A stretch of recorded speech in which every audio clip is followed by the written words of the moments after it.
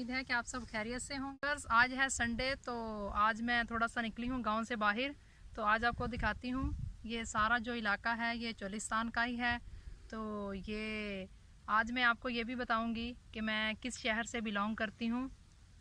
बहुत ज़्यादा जो लोग हैं वो ये कमेंट्स करते रहते हैं कि आप कहाँ से बिलोंग करती हैं। तो आज मैं आपको बताऊँगी कि मैं किस शहर से बिलोंग करती हूँ। और ये मैं आपको दिखा रही हूँ, ये गांव है ये चोलिस्तान का है थोड़ा सा इलाका, और इसके साथ आबादी भी है, ये ज़मीनें भी हैं, फसलें भी हैं इसके साथ। और इधर थोड़ा सा गांव भी है, इसके साथ ही छोटा सा एक गांव भी है। ज़्यादा हम दूर नहीं आए, ये गांव के करीब ही है। और ये ऊंचे ऊंचे टेले भी आपको नज़र आ रहे होंगे, और इसके साथ थोड़ी सी फसलें भी हैं। ये इस इलाके में थोड़ा चलना जो है वो बहुत ज़्यादा मुश्किल है, ना तो यहाँ पर गाड़ी आ सकती है ना ही मोटर बाइक आ सकती है।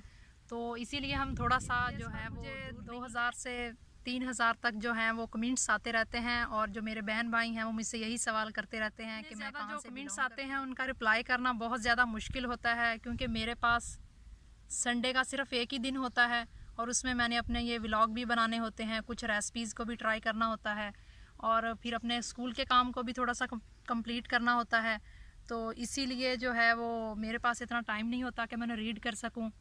इसीलिए मैंने सोचा है कि जो ज़्यादा लोग जो हैं वो मुझे कमेंट्स करते हैं उसी के ऊपर एक वीडियो बनाई जाए, ताकि आपको वीडियो में ही पता चल जाए कि मैं कहाँ से बिलोंग कर रही हूँ।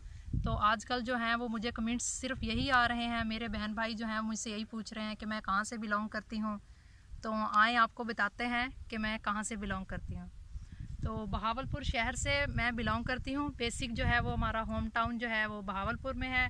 मैं वहीं से यूनिवर्सिटी में पढ़ी हूँ। तो मेरी जॉब जो है वो काफ़ी दूर हो गई है बहावलपुर से।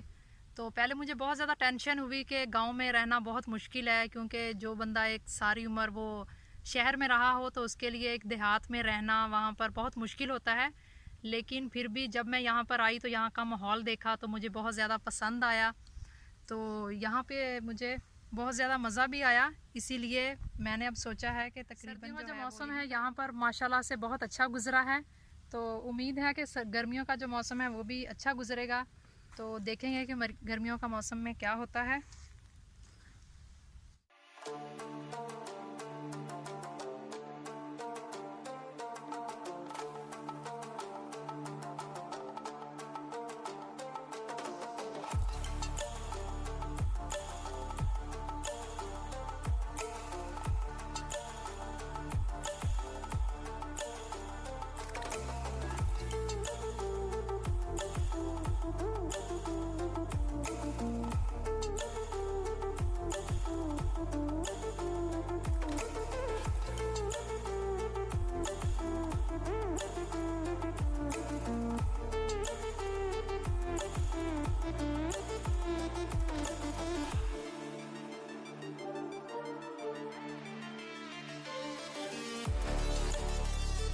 यहाँ पर चलना जो है वो बहुत ज़्यादा मुश्किल है, आपने अभी देखा ही है।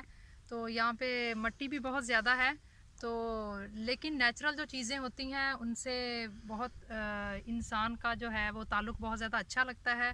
तो बहावलपुर का जो इलाका है वो भी आप सब जानते ही हैं कि वो बहुत ज़्यादा चोलिस्तान का है।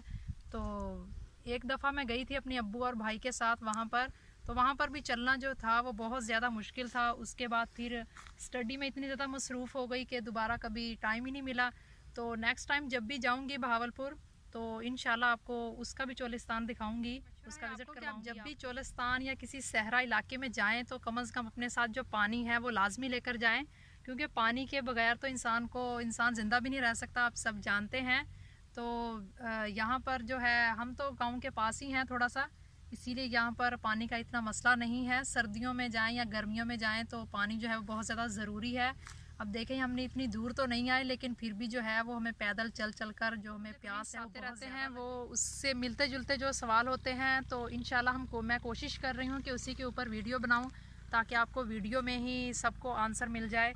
तो इंशाल्लाह जो है मैं मज़ीद कोशिश कर रही हूँ। मुझे इतनी व्लॉगिंग भी अच्छी नहीं आती, तो ना ही इतनी कुकिंग अच्छी आती है, लेकिन मैं ट्राई कर रही हूँ। और सब बहन भाई जो हैं वो भी अगर मेरा साथ देंगे, मुझे दुआओं में याद रखेंगे, तो इंशाल्लाह मज़ीद जो है वो बेहतरी आएगी।